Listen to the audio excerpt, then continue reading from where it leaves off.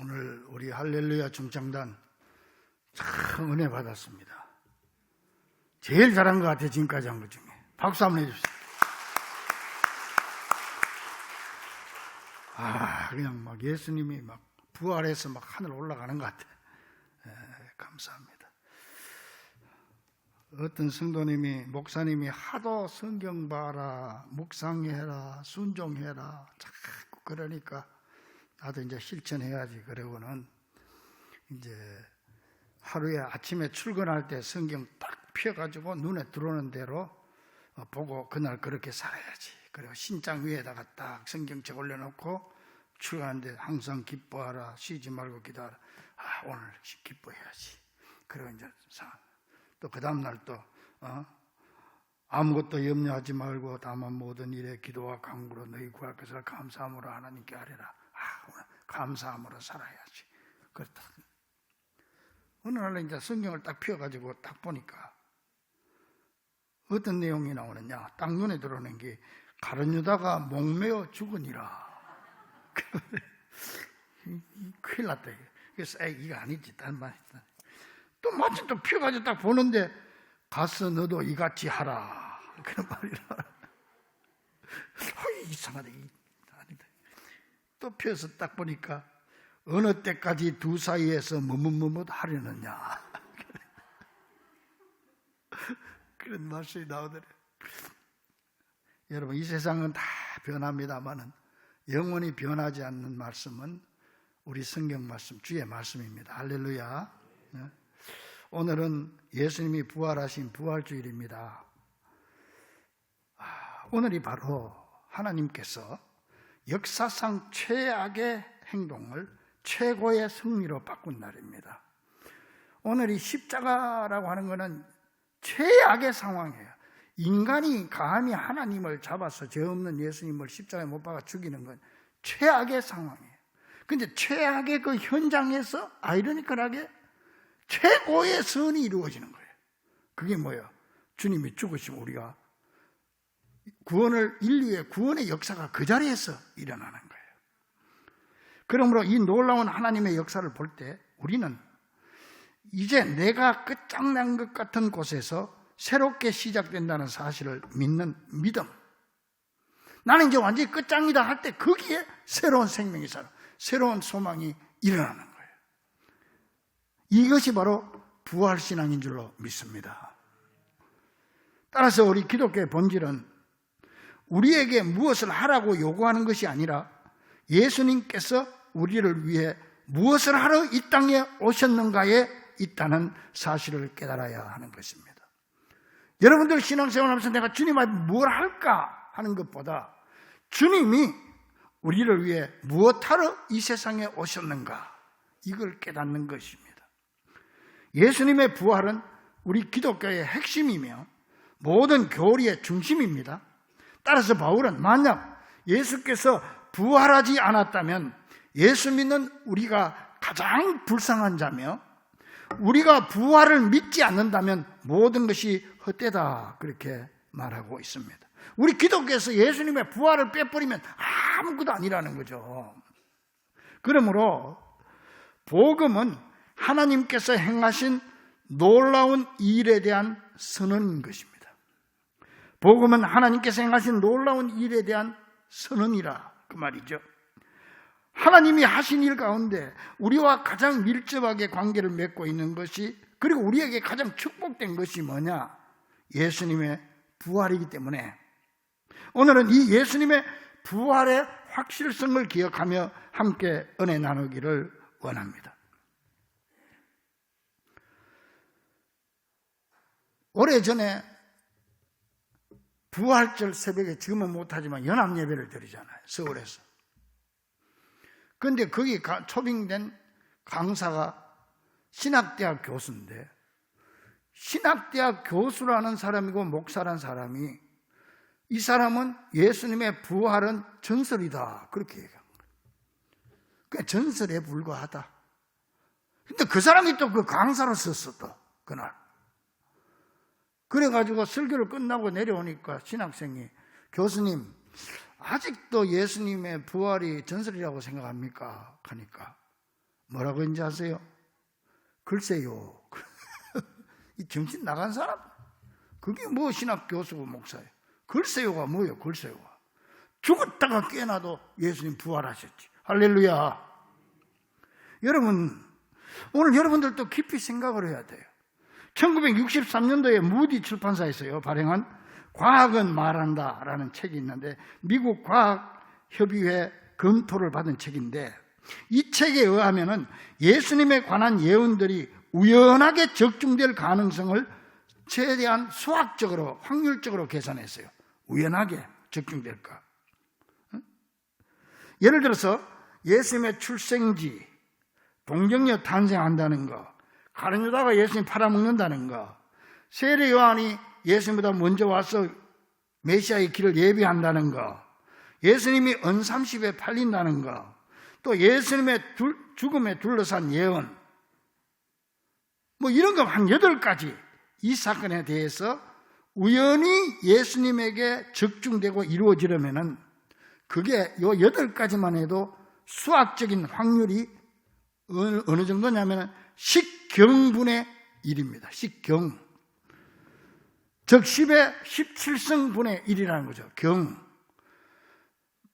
1억, 10억, 100억, 1000억, 1조, 10조, 100조, 1000조, 1경, 10경. 동그라미 17개 붙여야 돼요.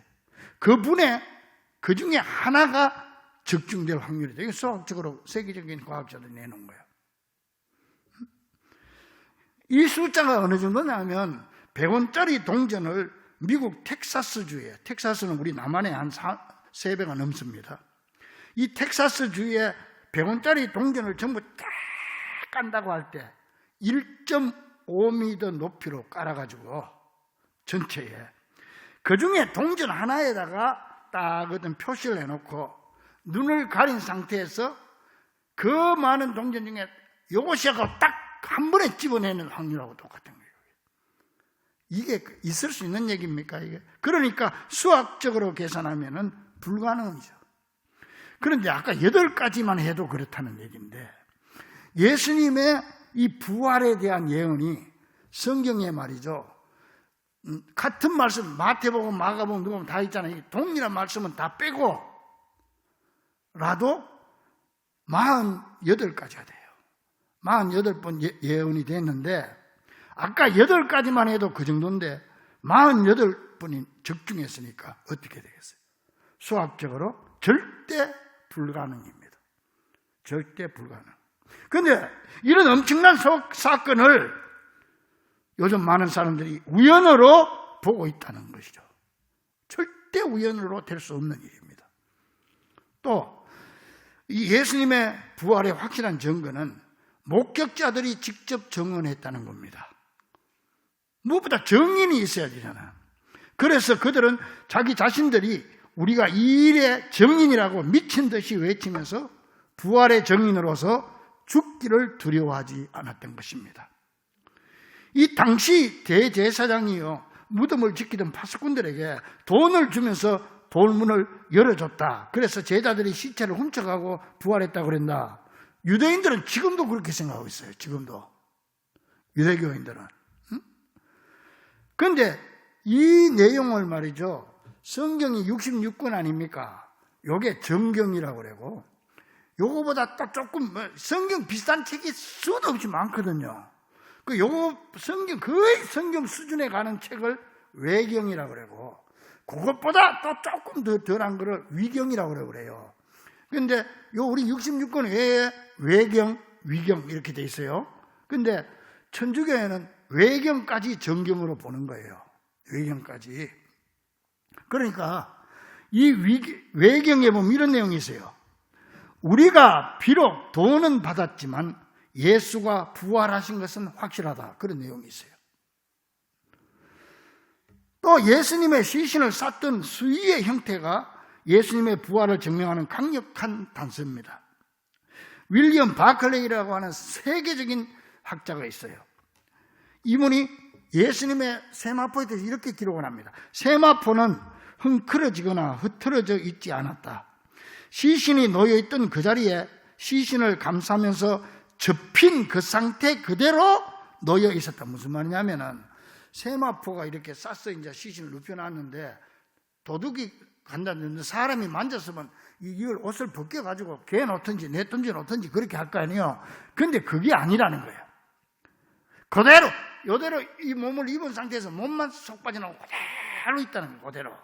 이게 원어 성경에 헬라 원어 성경에 보면 세마포가 있었다고 말이 그 말이에요. 응?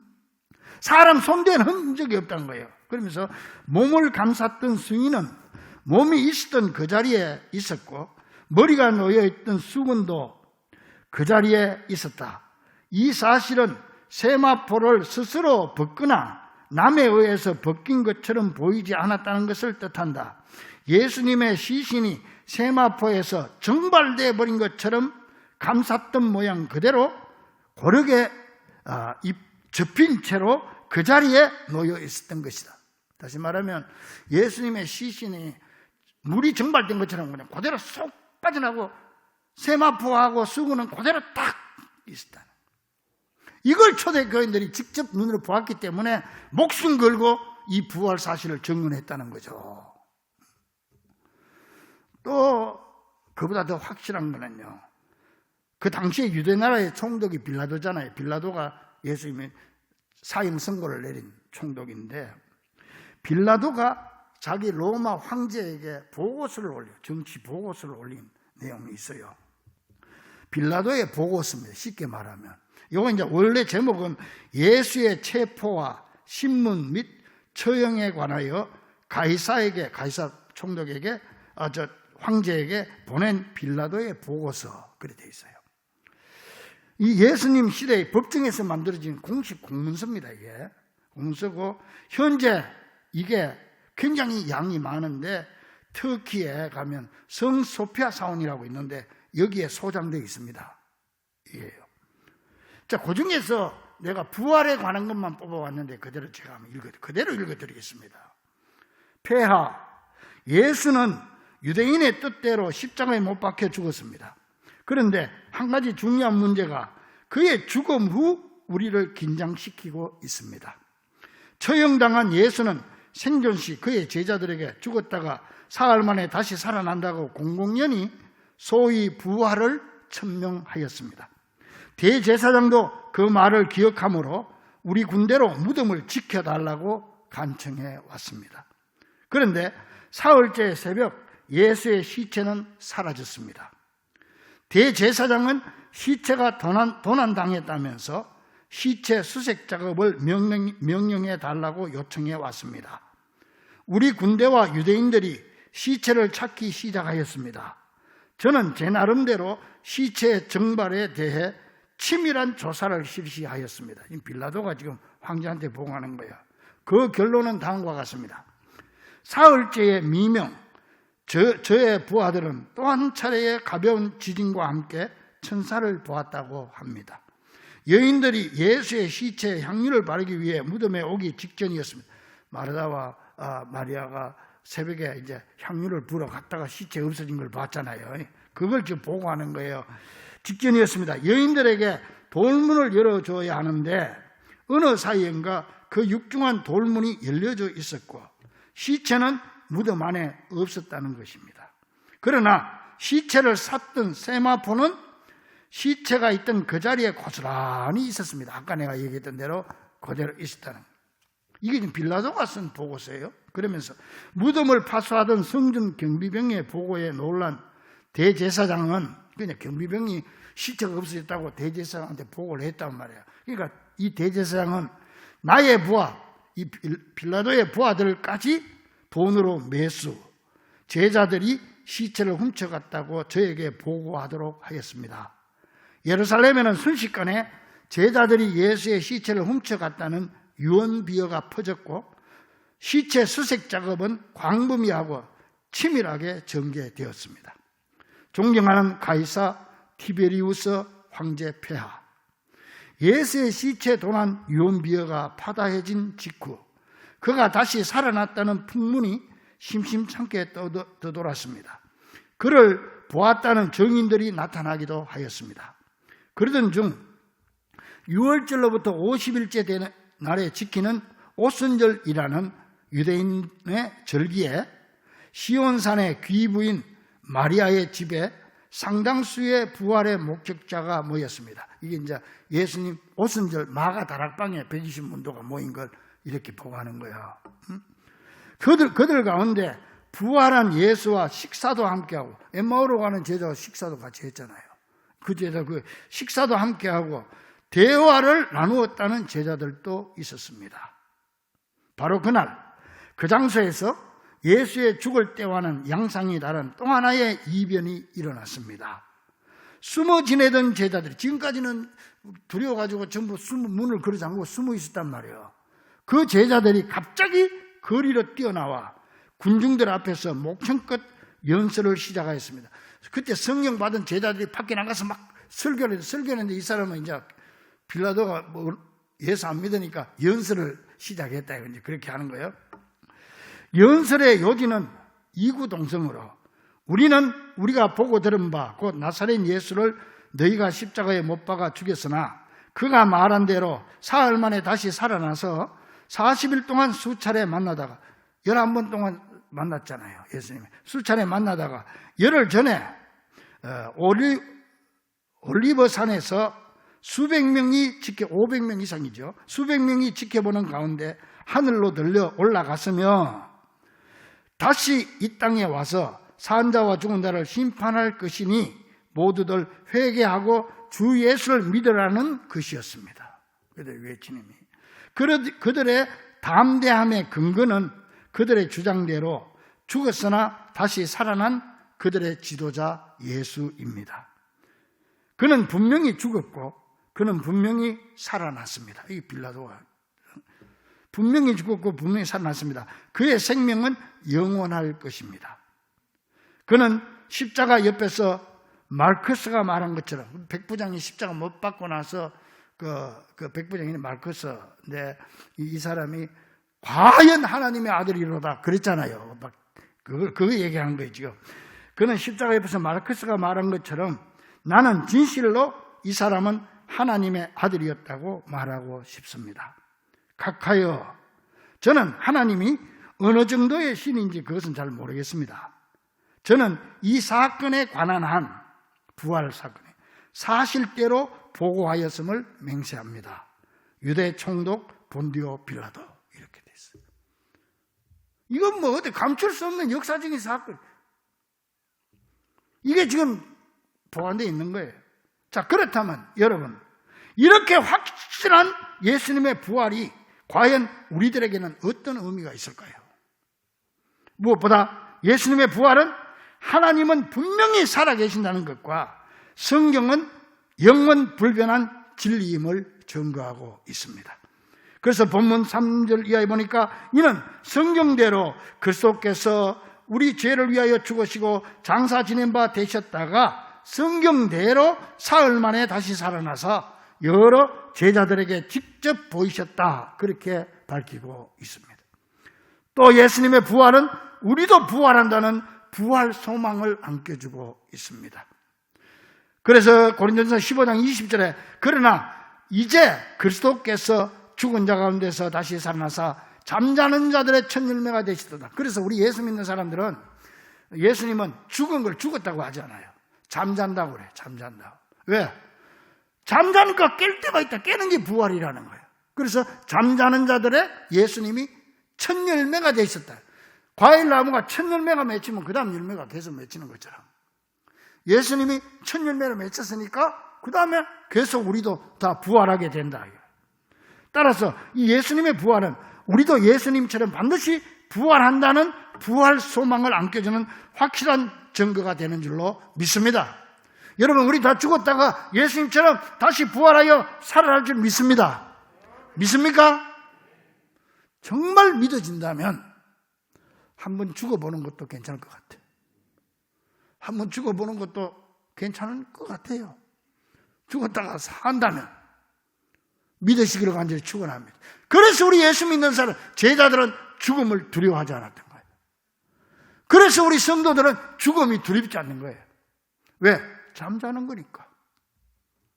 잠자는 거. 믿습니까? 그래서 제자들은 금요일에 십자가의 죽음과 오늘 주일의 부활을 다 살아보면서 다시는 하나님을 의심하지 않았습니다.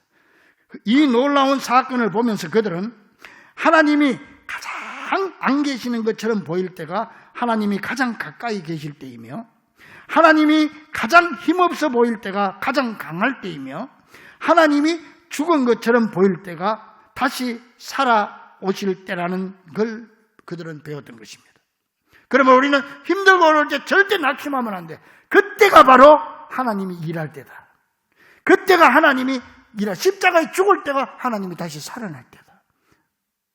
나가서 사망 권세를 깨뜨리신 예수님은 지금도 살아계시고 영원히 살아계신다는 사실을 증거하고 있습니다. 성경을 가만히 보면은 죽었다가 살아난 사람들을 많이 있어요.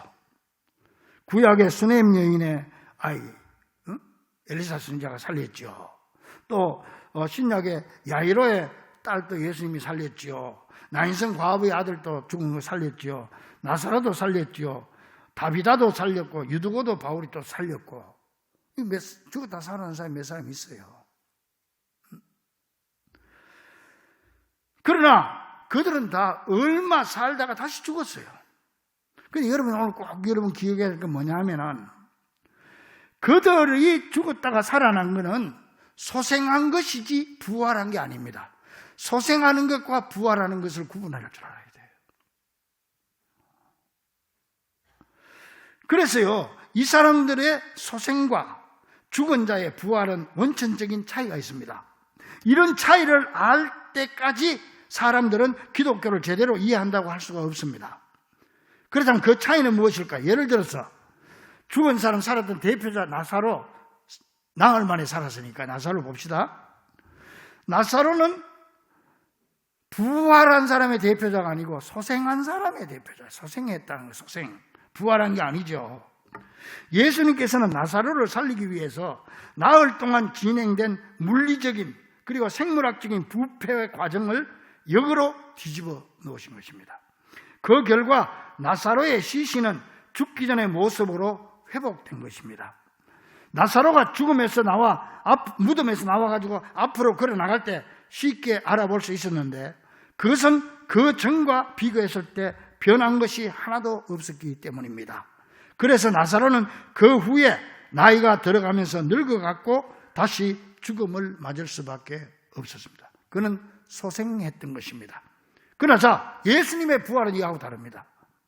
예수님은 죽어서 부패가는 시신 상태에서 되살아난 게 아니고, 우리로서는 도무지 이해할 수 없는 그런 방법으로 완전히 변형되신 것입니다. 그래서 더 이상 시공간에 얽매이지 않았고 시공을 초월했고 자유로의 모습을 드러내거나 또 금방 사라질 수도 있었고, 닫힌 문으로 걸어서 통과할 수도 있었고, 제자들과 음식도 함께 먹을 수 있었고, 때때로 예수님은 사람들이 다 알아볼 수 있는 모습으로 나타나기도 했고, 어떤 때는 낯선 사람의 모습으로 나타나기도. 엠마오로 가는 두 제자가 예수님하고 같이 가면서 예수님 몰라봤잖아요. 예수님이 그때는 다른 사람의 모습으로 이렇게 보일 수도 있고, 완전히 변형된 그런 상태로 부활하셨다는 거예요.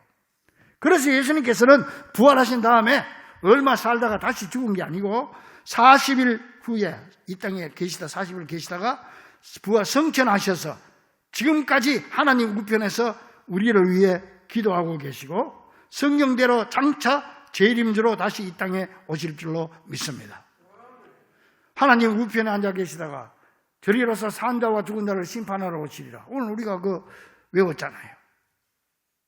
그러므로 사랑하는 우리 중보가족들이여, 우리 모두 이 놀라운 부활의 사건을 조금도 의심하지 마시고 부활신앙을 확실히 가지심으로 장차 오실 우리 주님 맞을 준비를 철저히 하는 귀한 성도들이 다 되시기를 부활의 첫 열매가 되신 우리 주 예수 그리스도 이름으로 간절히 축원합니다.